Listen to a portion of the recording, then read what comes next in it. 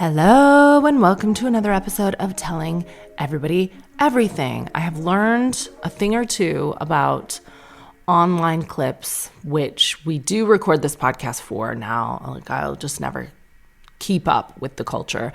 A lot of people have like beautiful lighting and they do glam and they look good in these clips, but not me, because I feel like if I don't come out here and just film the podcast, I'll never get it done. And I've learned that people say, I love your podcast. And then you go, oh yeah. And they've not actually listened to the podcast. They've only watched the clips. They think that the clips are the entire podcast. And there's this whole culture and like movement of online influencers where like you have to invest in the clips. You have to like make the clips amazing. And I feel like every single clip that we share from this podcast is woefully misunderstood because it'll be like a short part of a broader conversation because we go on and telling everybody everything. On and on and on. And last week, there were so many listeners who very helpfully got in touch about the woman whose partner, after 14 years of marriage, decided to put facial recognition on his WhatsApp. And we'll see if we have any more emails about that today. But on the subject of deception, I look today, if you're watching this, like I'm fighting for my life. And that's because the Lee Andrews mystery has had me in a chokehold. I was just explaining it to Bobby, and now because I said it around his phone, it's in his algorithm. But I don't know if you could take your eyes off this. I certainly can't. I'm writing my second book, Firstborn Daughter is the title. Katie Price is, of course, a firstborn daughter. And sometimes that can be a wonderful thing, and it can also be a curse. And in this case, I would like to apply what's going on in Katie Price's romantic relationship, explain the Lee Andrews saga to those of you who've been living under a very comfortable rock, because it's hell. It's hell knowing about this. And explain why being a firstborn daughter puts her in a unique position to be bamboozled by this creep, to be conned by this absolute scammer who's tricked so many women, and to dig her heels in when everybody else can see Lee Andrews for who he is, which currently is missing. And can I also say before I begin that I've commented on a few of the Sun's clips and TikToks and articles. Oh yeah, that proves my point. Am I reading articles? No, I'm like watching clips and learning everything I need to know. I don't usually interact with the Sun because of Hillsborough, et cetera, et cetera. But there's a journalist working there, Ellie Henman, and I'm sure she's done some horrible things in her life. I'm sure she's done some sick and twisted shit. I'm going to open the front gate. This is one of my many packages. How exciting.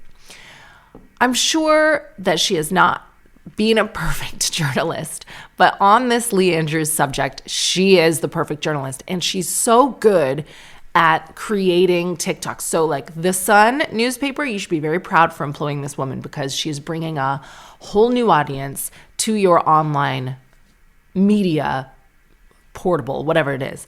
I'm watching her TikToks. She's in like a dry robe. She's outside. She's like, here I am at the Shard. I'm in London. And she's just reading Lee Andrews for absolute filth. And who he is like, and I tried to look up his background. I don't know where he's from. Like there's a footballer, I think, or someone more famous called Lee Andrews, and Wikipedia only knows about that, which leads me to my other hypotheses. I don't think Lee Andrews is even Lee Andrews' real name. I have no basis for that, but that's where I'm at right now with it. Okay. So there is a man who's like 43 living in Dubai, and currently we believe his name to be Lee Andrews. And you might have seen January 2026, he and Katie Price got married after like a whirlwind week-long romance. And they posted all these photos of the Dubai hotel with the roses all over the ground of him proposing to her. And very swiftly, a woman came out to be like, 4 months ago, he proposed to me in that same hotel room with those exact same rose petals everywhere in the exact same way. And that was weird. Like that on its own was fucking mental, that he had copy pasted his last proposal that obviously went to shit and like did the same with Katie, and she didn't mind. So she could see that in black and white, like, oh, that's weird. But it wasn't enough of a red flag for our girl, Katie Price, who has navigated so many toxic and failed romantic relationships in the public eye. God bless her for that. And I think that women who are silent about like the details of their messy breakups, women who are dignified are rewarded. It's considered to be like very low class to air your dirty laundry. And women are supposed to like just handle all their pain gracefully. Katie Price doesn't do that. I don't do that. I like that about her. So we've seen like many, many bad relationships that Katie's been in dissolve in this way or that. And then the details are usually told by Katie or like written about in a book. And this time, at present moment, this guy has been confirmed for scamming like loads of women out of hundreds of thousands of pounds. He has done a stint in a Dubai prison for scamming. He's created these like AI photos of himself as like CEO of an apparent electric car company that probably doesn't exist called Aura. These AI photos have like Elon Musk in some, Kim Kardashian in others. Like he's basically like, there's never been more evidence ever that anyone is a scammer. And I worry sometimes when I'm commenting on the articles about him because I am invested. I'll comment on Ellie Henman's post being like, this is the most important story. Like, I can't look away. My baby's first word was Lee Andrews is a scammer. Like, and then I think, well, you don't want to do that because what's happening now is he's being backed into a corner. Like, there's so much evidence that Katie still doesn't believe for some reason, which I'll get to. So much evidence that I'm actually worried that you never want someone to like hurt themselves. And when an animal like this is backed into a corner and the lies start to like implode on them, you never want them to do anything crazy. But I think actually he's so nuts that he won't. Like he's so invested in his own delusion that hopefully we're safe. But where he's at now is he's been missing for 5 days. Katie doesn't know where he is. She appeared. All right, yeah. So things start to like come to a head around May 12th. She was a guest on Good Morning Britain. She was supposed to appear with him to address all these rumors that he's a scammer.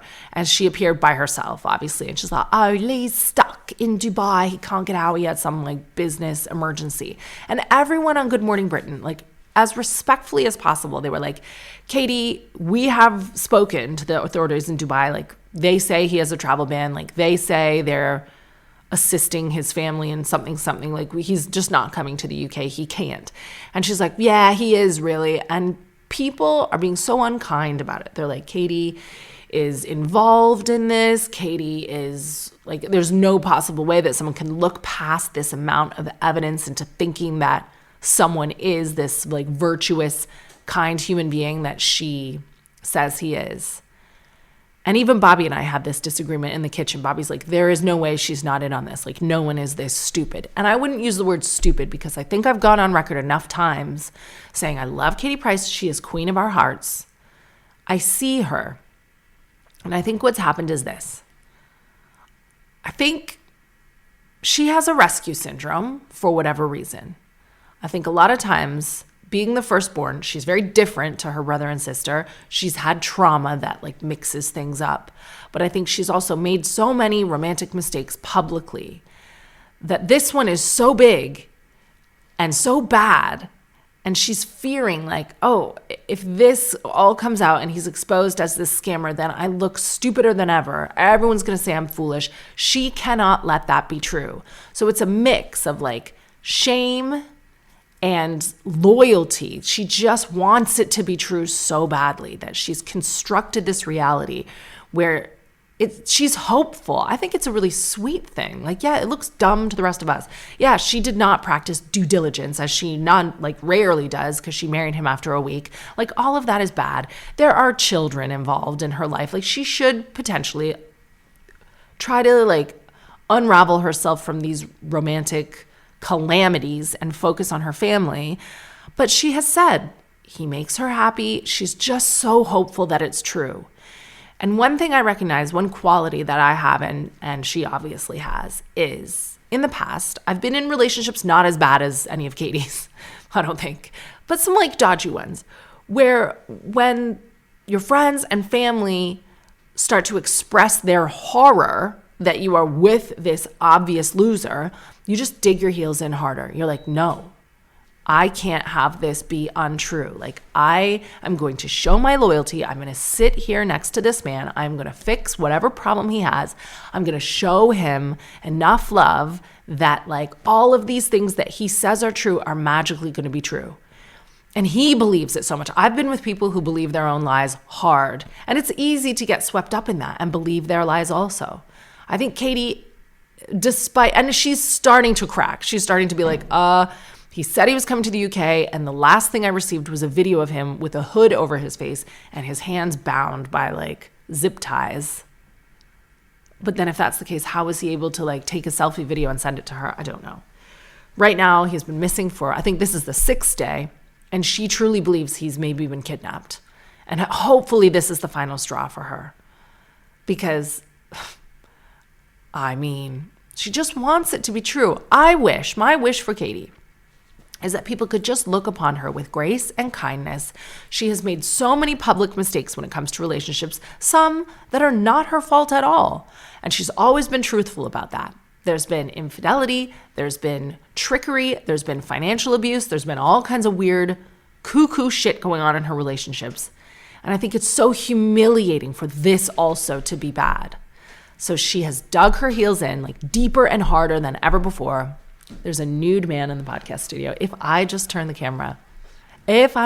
this, for those of you watching, those of you listening can of course imagine a naked Bobby Kutstra. But he has emerged from the sauna. That wasn't a very long sauna. It's really hot. I'll be on my way. You are very hot.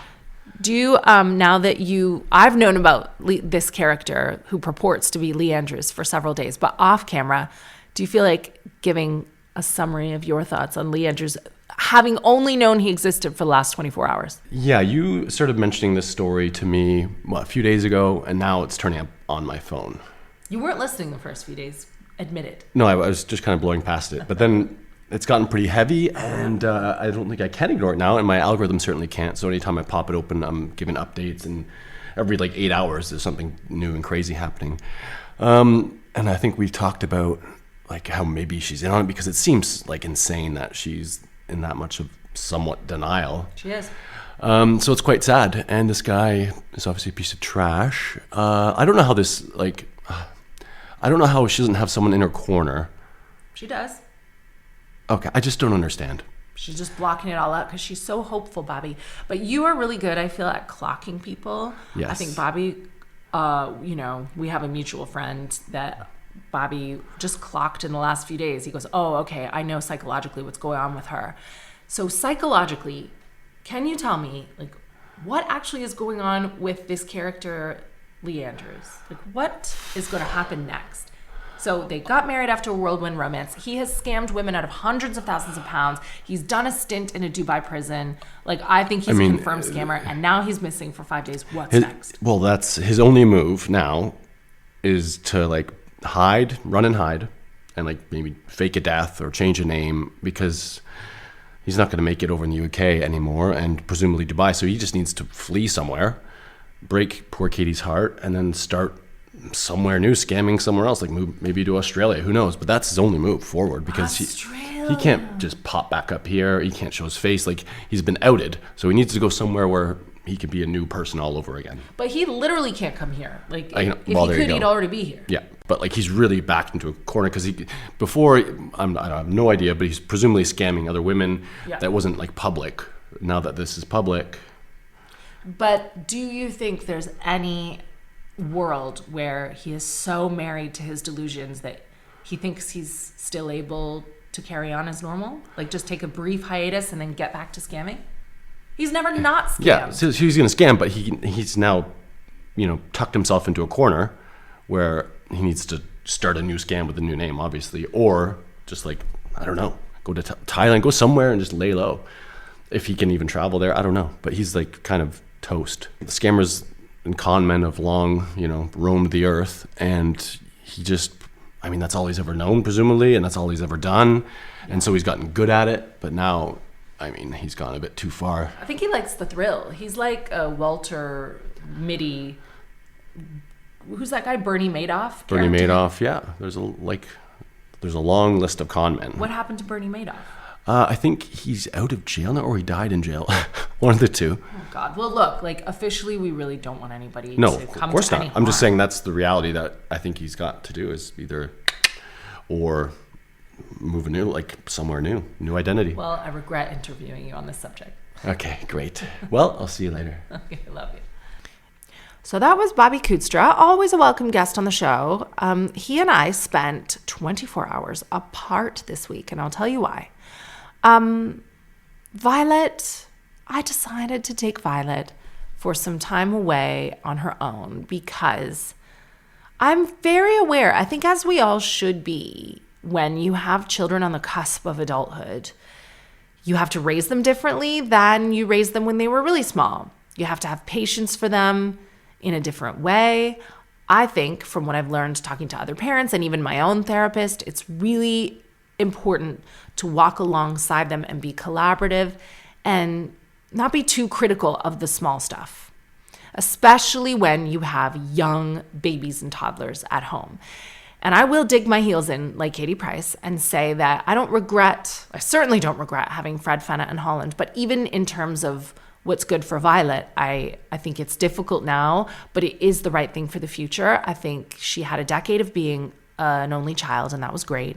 But when I'm long dead, she will also have this beautiful adult relationship with her grown-up siblings, and that will be very rewarding and very fruitful, and they can all slag us off together and they will all have this bond. And I think that's a really beautiful thing. But right now, Violet's very helpful and she's such an awesome young adult.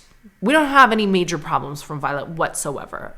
She'll leave dishes in her room, fine. I was so happy when I went on an episode of Mock the Week a little while ago, which is, as you know, like a very famous satirical comedy show in the UK. But we were talking about big social political things, and someone said, what would be your greatest wish if like a genie could give you one wish? And people related it back to like what's going on with the wars, blah, blah, blah. And one of the dads on said, I just wish my daughter would bring her dishes down from her room. And then Dara chimed in. Well, he said it in a funnier way. He had like a bit about it. But then Dara was like, yes, I wish my daughter would bring her plates down from the radiator. She's got all these plates lined up. And I thought, oh, that's totally like what all the teenagers do. That's normal. And that's like, I think it's important not to criticize their forgetfulness, their messiness, their desire to just like scroll and bed rot. I think it's really important not to make a teenager feel like super criticized in their own home. You just have to have patience for them. And they're not going to be perfect. And I wasn't perfect when I was a teenager by any stretch. And I remember my mother being like, that's a mess, this is a mess. And I was like, you're mental. Like I could not see what she could see. And I didn't understand why it mattered. And now it does really matter to me in my home that there not be cat hair everywhere. So I go along with this little brush and I get all the cat hair off. And I don't know why Violet can't remember to do that herself because it's so disgusting to have cat hair anywhere. Well, she doesn't think it is disgusting to have cat hair anywhere. Equally, my mom would ask me to hoover and I'd be like, yeah. And I wouldn't even hoover. And she was like, did you hoover? I said, yeah, because I thought, what kind of psycho can see the difference between a hoovered carpet and a not hoovered carpet? Well, now I am that psycho. So Bobby and I are very low on patience, unfortunately, because the toddlers and certainly Holland, who is ill right now with like a sniffly head cold, and that means she can only sleep for really 15 minutes at a time. And Bobby and I respond to all of their needs as immediately as we can. Toddlers and babies have very immediate, obvious needs. So by the time Violet needs something, unfortunately, she does come last a lot. So I decided I'm about to embark upon a big job tomorrow, and that's going to have me just working long hours. And I thought, I'm going to take Violet and the baby, because the baby's breastfed. I'm going to take Violet and just the baby so that Bobby can deal with Fred and Fenna, and I can have Violet and this baby. We're going to get an Airbnb like really close to her school, which is in the city. And again, like a lot of teenage parents are driving their kids to school. A lot of kids take public transit. I know that. Don't get me wrong. Violet's like allergic to the bus. But wouldn't it be nice if Violet could wake up pretty much right next to her school? I can take her 5 minutes in the car with the baby. It's a lot easier than taking her 45 minutes in the car with the baby and then 45 minutes back with the baby. Or she can walk. Like, let's do that. And we'll order takeaway. And I won't have the distraction of Fred and Fenna. And it can just be like it was before with Violet and me. So I present this big idea on Sunday. I'm like, Violet, pack a bag. We've got this Airbnb right by your school. We're going to go there. We're going to have an awesome time. And it was a beautiful, beautiful Airbnb. But she didn't really want to go. She was like, what? She's like, what do you mean pack a bag? I like my room. What am I going to do about the cat? I was just like, okay, you just need to be with me by your school. We're going to have so much fun. We're going to get takeaway. We're going to go walk around the city because Violet and I are city girls. We live kind of in the country right now, and in many ways it's beautiful. In many other ways, we're not happy about it. So I eventually persuaded Violet to come. And I thought to myself, Holland doesn't need very much. Like, I packed a few things, but you forget, even I, after 4 children, forget how much equipment a baby actually has. So she walks around in this little walker right now. It sort of looks like I call it a saucer. I think they've been outlawed in a lot of places because a lot of babies like roll downstairs in them. Chutz v'shalom, but they do. We don't have stairs where Holland is, so she uses that, and it like teaches her to walk, and she can roll around the kitchen, and she's so athletic and independent, and she loves it. Didn't bring that. I brought what I thought I needed, and Violet packed a bag, and off we went. And I said to Bobby, we will be back Wednesday morning. And Bobby was like, have fun, girls. So we check in Sunday night, and everything was perfect. Like it is really seamless now. Like they have a little lockbox. You put in a code. You don't even have to interact with the host really if you don't want to. But I sent a message to the host being like, oh, I noticed in the listing, it said there's pay parking on the street or nearby, but I'm not seeing any of that. It looks like it's all residence parking.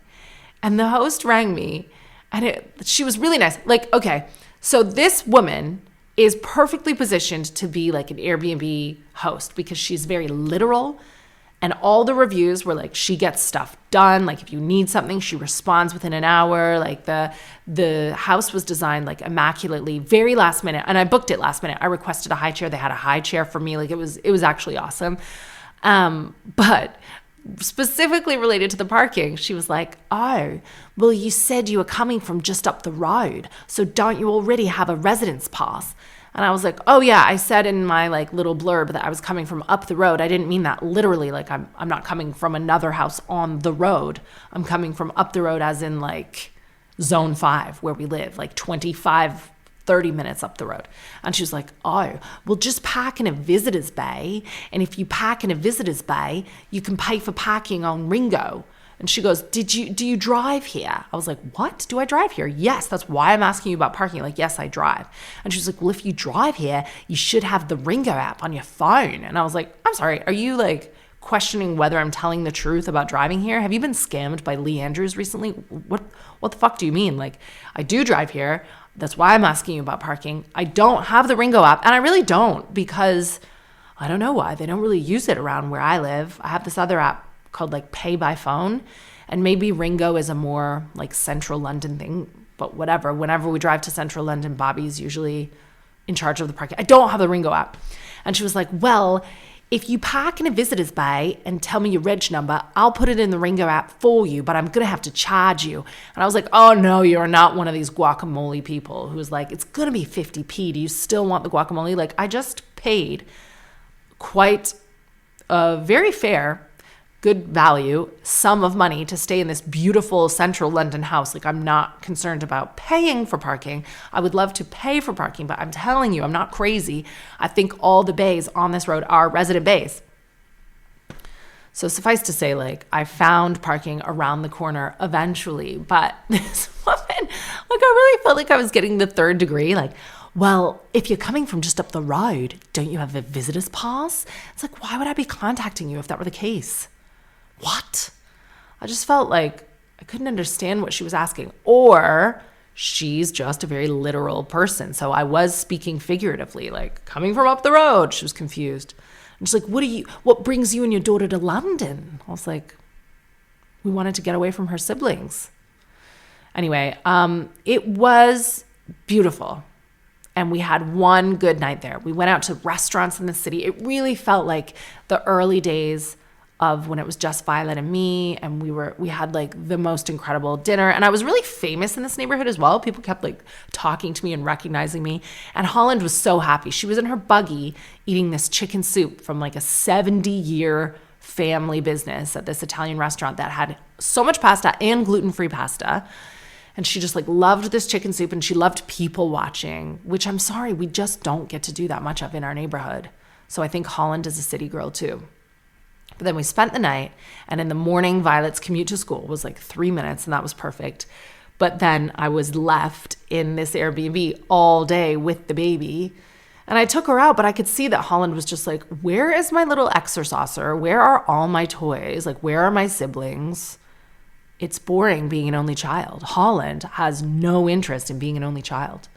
I met Bobby at a pub nearby. He came into London and had lunch with us, and she liked that. But ultimately, we had like, what's it called? Eyes bigger than our stomachs, I guess. We had one beautiful night in this beautiful Airbnb, and then we were like, we can't stay here till Wednesday. We're going home. And I was happy that Violet said it first. Violet messaged me from school, and she was like, do you think tonight, like, we could have dinner out in London, and then after you give Holland a bath, maybe we could put her in the car and just drive home, because I miss Fred and Fenna, and I miss my room and my cat. And I was like, yes, let's go home. So it's a nice idea. It was one good night, but we love the chaos and the inconvenient location of our lives right now. Are you watching Married at First Sight Australia? Are you watching Married at First Sight UK? I am not, and I'll tell you why I'm not. And that is just because Bobby and I watch very little like grown-up television at all anymore. And I know, like, I'm missing out on Real Housewives of Rhode Island. I've heard really great things about. I stopped being able to access my Real Housewives of Beverly Hills on Prime for some reason. And then I tried to load Hey You, but I forgot my password. So like that was enough just for me to be like, fuck this entire show. I don't want to watch. Real Housewives of London is coming back. I'm hosting the reunion. It's really important, if you love me, that you like trust me when I tell you this is the best show on television. And when it comes back, you have to get invested. You have to watch it. But Fiona watches MAFS, I think, the acronym for Married at First Sight.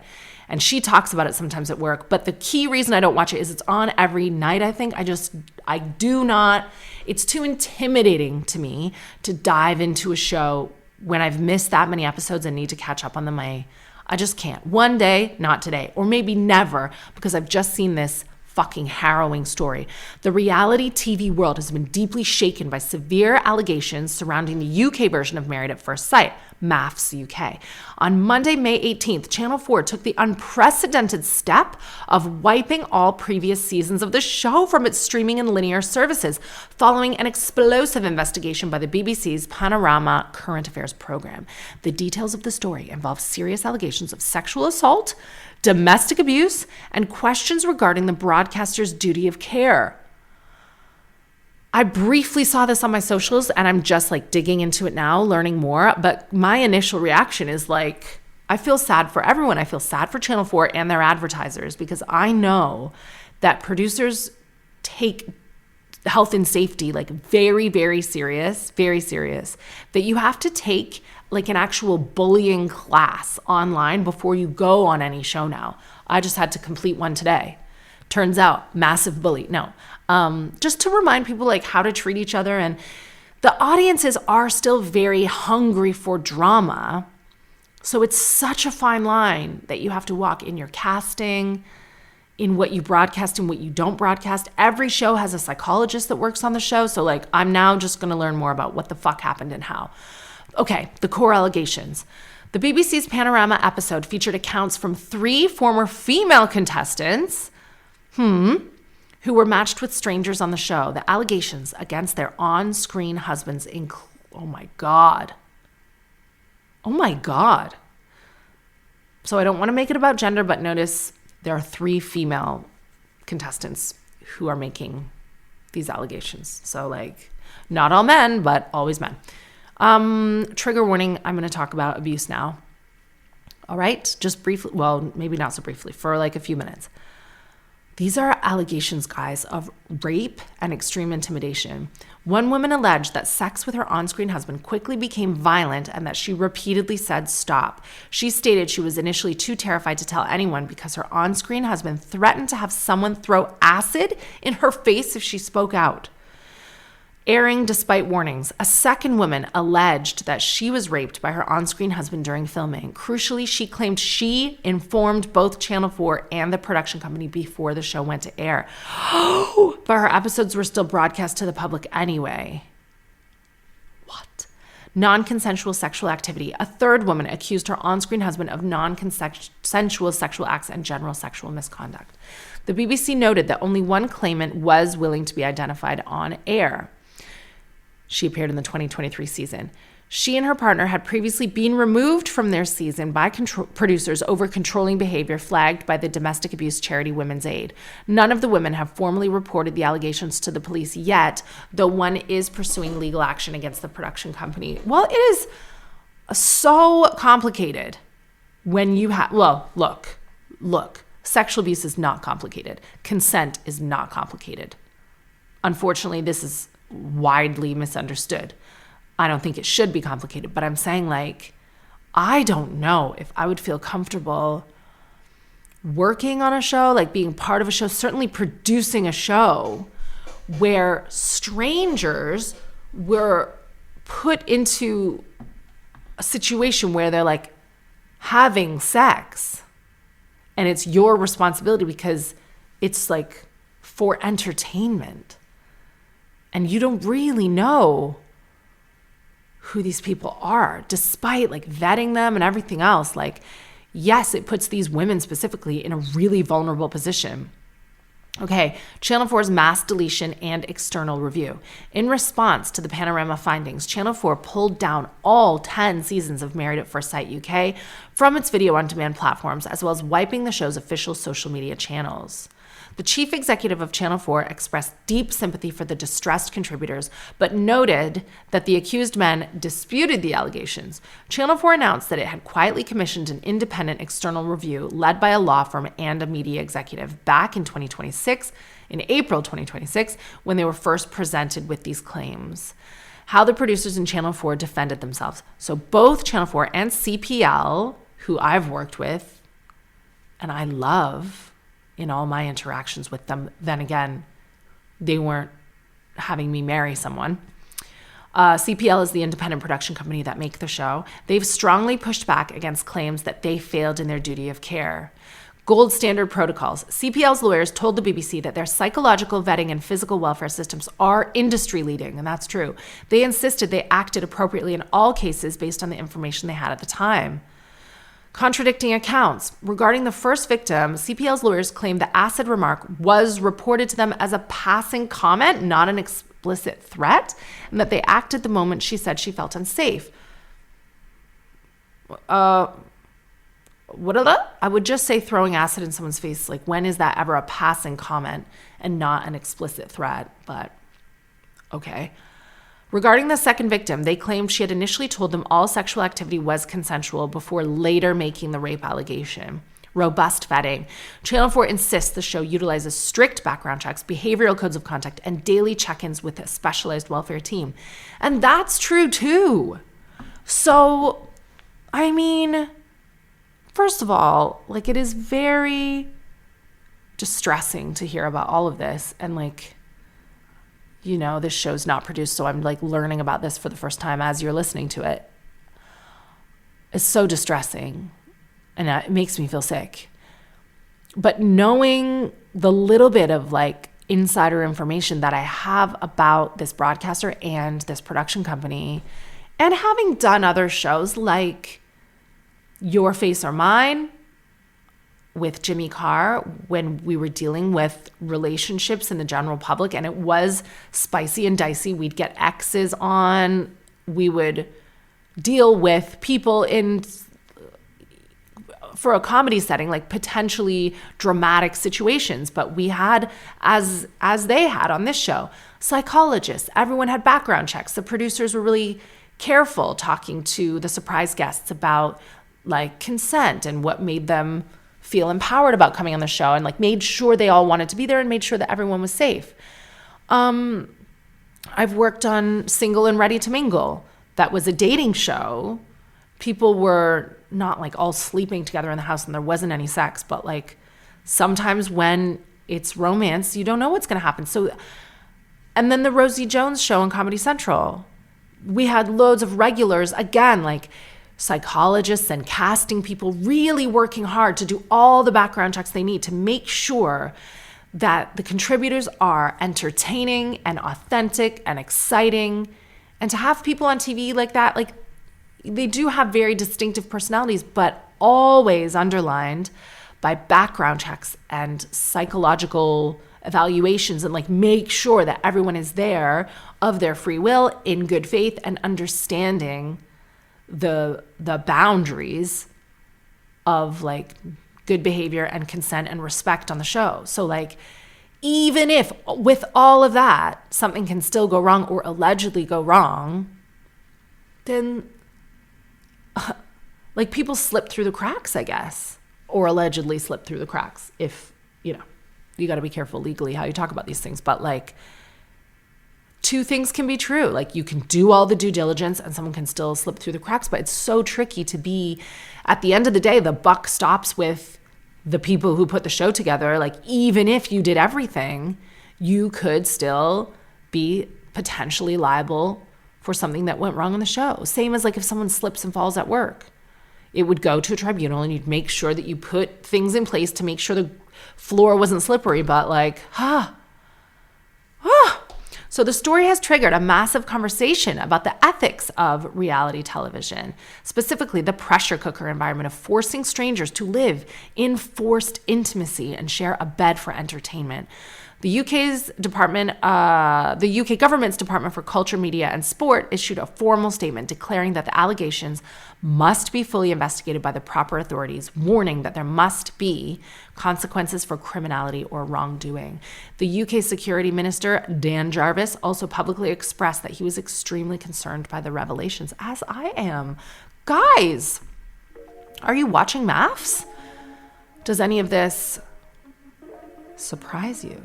Do you have experience of being a reality star where something got out of hand? Please write me a letter telling everybody everything at gmail.com. Fuck.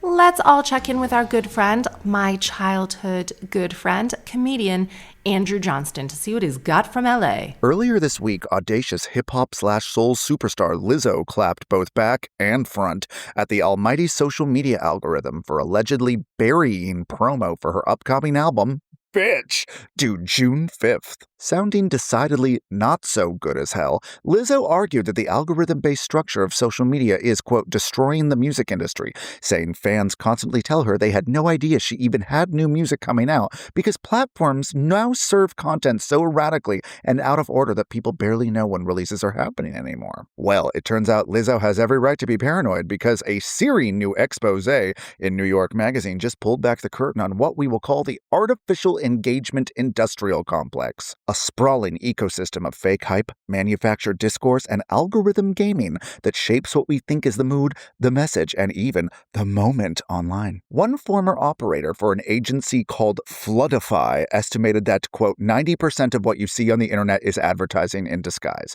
At its peak, this social media psyop operated 65,000 dummy social media accounts, posting upwards of 50,000 videos a day across TikTok, Instagram, YouTube, and X, all designed to mimic the spontaneous behavior of real users and manufacture the illusion of buzz, which the shadowy modern-day ad men and women call trend simulation. According to behavioral intelligence researchers interviewed, genuinely organic viral moments may barely even exist anymore. One expert admitted, quote, I don't know if we found a true viral trend in a while.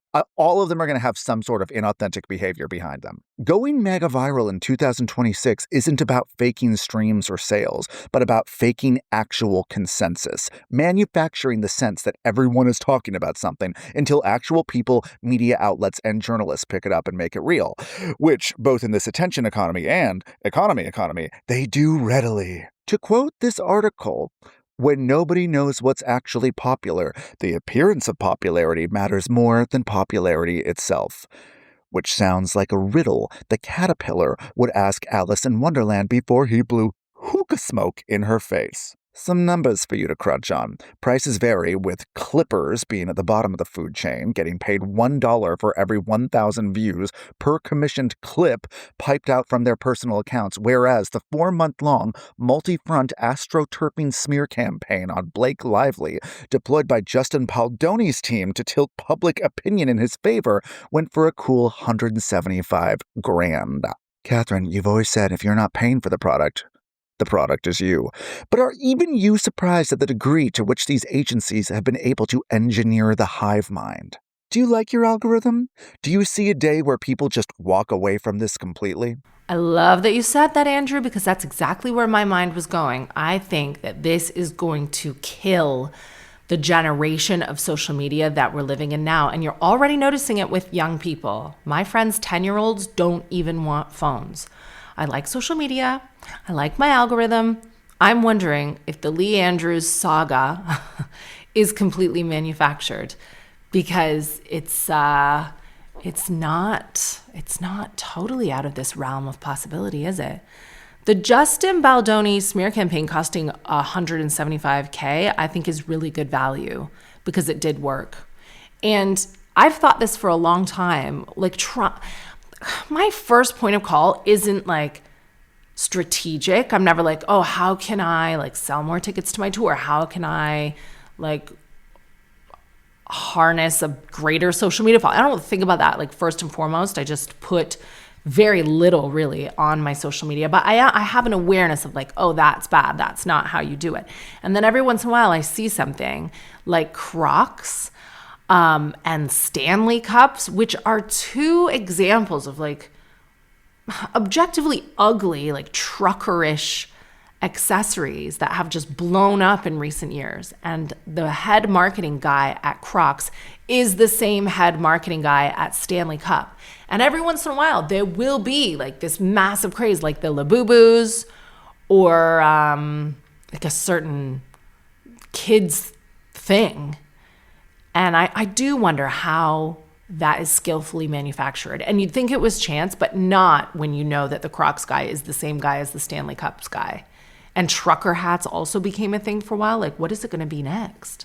Like slacks, ergonomic, like driver seat covers. Two celebrity splits to tell you about. Shock of shocks, Pete Davidson has reportedly left the UK and British model/actress/influencer Elsie Hewitt, with whom he shares a 5-month-old daughter named Scotty with an IE, which is kind of an adorable name. Allegedly, Pete's work schedule took him away too often, while Elsie wanted more support from him at home. It's too bad, because in an interview with People some months ago, an expectant Elsie said she was, quote, so happy it's Davidson she's having a baby with, and hoped the two of them would be, quote, cool parents. Apparently, she had never Googled Pete Davidson before, but hopefully this didn't come as a complete shock.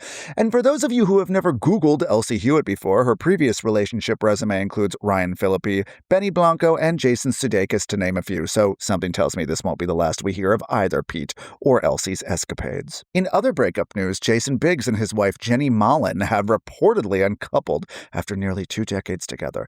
A source for Biggs and Mollen said that despite the breakup, they remain on, quote, great terms and are focused on their sons, Sid and Laszlo. Pressingly, do you think this had anything to do with his former American Pie co-star Shannon Elizabeth starting in OnlyFans?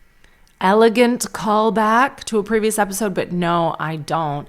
I've received flack on here for speaking negatively about polyamory before, but Jason Biggs and his wife did go public about, I don't know if you want to call it polyamory, or they would definitely have threesomes or swing or do something, or they had an open relationship. It was some odd shape of a family. And people where, you know, they have a normal vanilla relationship, they obviously break up too.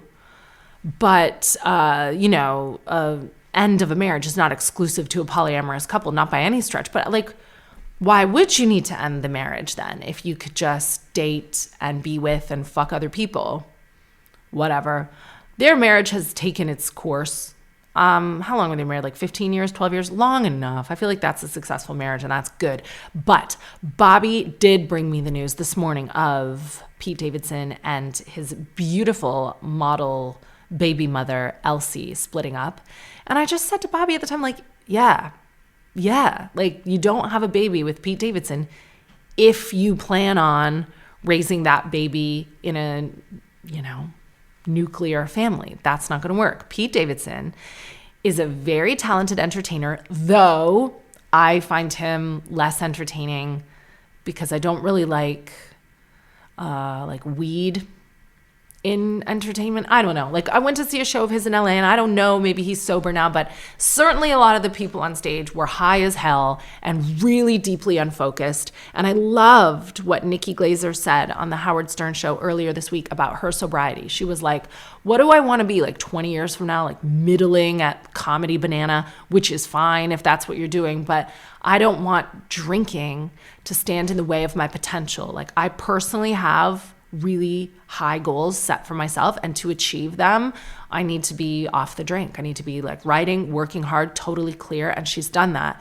And I think a lot of comedians, and by the way, she didn't gatekeep that. Like, if she was not like a comedian's comedian, she might just keep stum about the fact that sobriety helps you be a better comedian. She would let all those other comedians like keep getting high and not writing and not working and not ascending. But she offered that information out. She's like, you know, hard things are hard to get. You have to make sacrifices. You have to be focused. And one of the things she didn't say, but probably could have said, is having kids is included in all that too.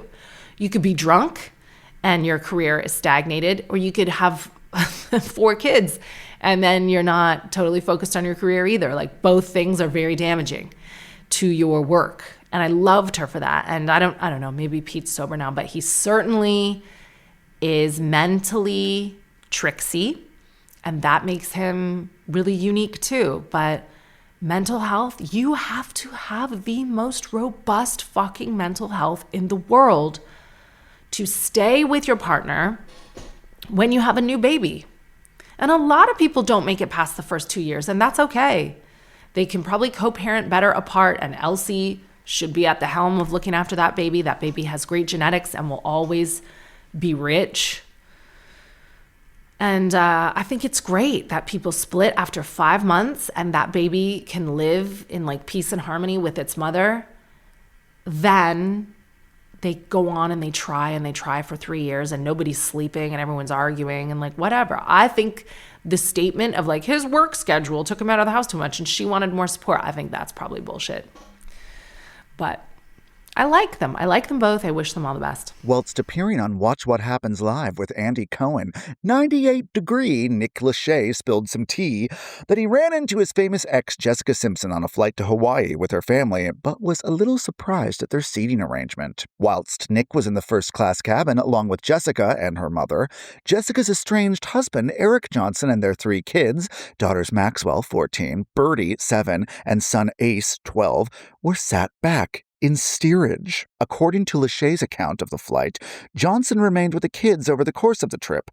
But the story raises a popular family travel debate. Is it appropriate to book a seat in a different class than one's kids? First of all, yikes to run into your clearly still not over it ex on a 6-hour flight in a 16-seat cabin, and fucking yikes having him boozily talk about it to Andy Cohen. But the fact remains, flying with kids, clearly not reality right now for you, but do you see yourself sat separately from them at some point, and in separate cabins, perhaps as punishment? Is Jessica at fault here? Should she have sat with them even if there weren't enough first-class seats available for everyone in her party? So first of all, I do and have flown with all the kids. Holland, we haven't. No, we have not flown as 6 yet, but we are doing so long haul this summer, and fuck my life. What we've decided is to no longer fly business, and that's not just a cost thing, though it is very much a cost thing. It's also, and you know what, as an aside, people I've seen on social media complain about the first class cabin on some British Airways flights, and then they get roasted in the comments because the British Airways, and not all planes are the same, but like you might often get one of the planes where the first class is like abominable. It's not a first class, it's a business class, but there's this little ledge that comes down for your feet and you have people like stepping over you. It is the worst business class cabin for a long haul flight like ever designed. And you would expect more from British Airways. And I've been hot and cold with British Airways, never about the cabin crew. They've always been like absolutely top tier. But on our last flight to LA with Holland, she and I were in one of these shit business areas, and I didn't even have enough room to hold her in the business class seat. And people do complain about this, and they'll be like, this seat cost me $8,000, and they get roasted in the comments because people are like, oh, imagine this is your biggest problem. And it's like, all right, no, it's not the biggest problem. It's like a luxurious problem to have, but you'd be pissed if you spent $8,000. Maybe you wouldn't spend $8,000, but if you did, you'd be pissed not to get your money's worth. So I think it's a very legitimate complaint. But anyway, I've gone on a tangent again. We are flying long haul. We've stopped booking business class for the whole family. We'll book business if we're going like 3 hours or less, because that's just like a tiny upgrade. But long haul, I don't know what it would cost us, something like 35,000 pounds. We're not doing that. But also logistically, it doesn't make sense because the kids are so small. If I had them in their own little business bays, I wouldn't be able to reach them. They wouldn't enjoy that. They'd want to sit on our lap anyway or be close to us. Like, you have to constantly be in physical contact with a 3-year-old, 4-year-old, and obviously 7-month-old on a flight. You have to be like wiping their hands and helping them eat and like sorting their games for them or playing some game with them. It's just not conducive to business class. So now when we all fly, if it's long haul, we fly premium economy. We flew premium economy somewhere recently. I don't even remember what's going on in my life. But there was one time that Fred was not yet 2 and Fenna was 2 months, and we flew to Mauritius, which is far, and we put Violet in premium economy with the babysitter, and we were in business with Fred. Yeah, because he wasn't yet 2. Yeah, so that's why. So Bobby was in a business class seat with Fred, and I was in a business class seat with Fenna, and that's the last time it ever made sense.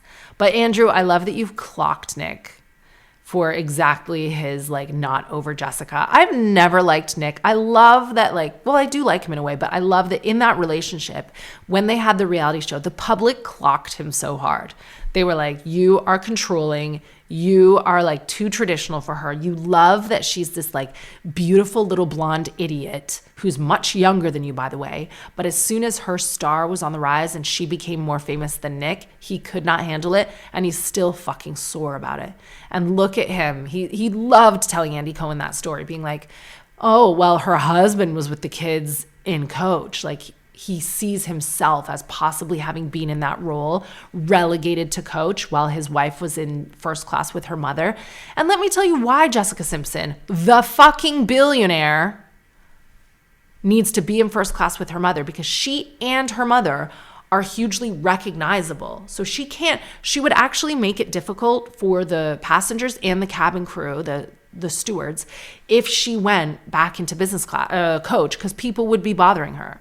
People would be trying to get photographs. People would not be asking. They'd be taking sneaky videos. She wouldn't be able to relax because she, Nick, is that recognizable globally. And Eric is not. And the kids, if they're not with Jessica, maybe are not. And they're not babies either. What'd you say they were? Like 14, 10? Like, they can be good travel companions. And you talk about your humble beginnings all the time. Why are you in fucking first class? And maybe her children should be in Coach to also learn a lesson about like society and humility, and that you don't get to fly first class just because your mother is Jessica Simpson. Get her name out of your mouth, sir. I do sort of still like him a bit, but fuck you for that. You keep your comments about your ex-wife to yourself.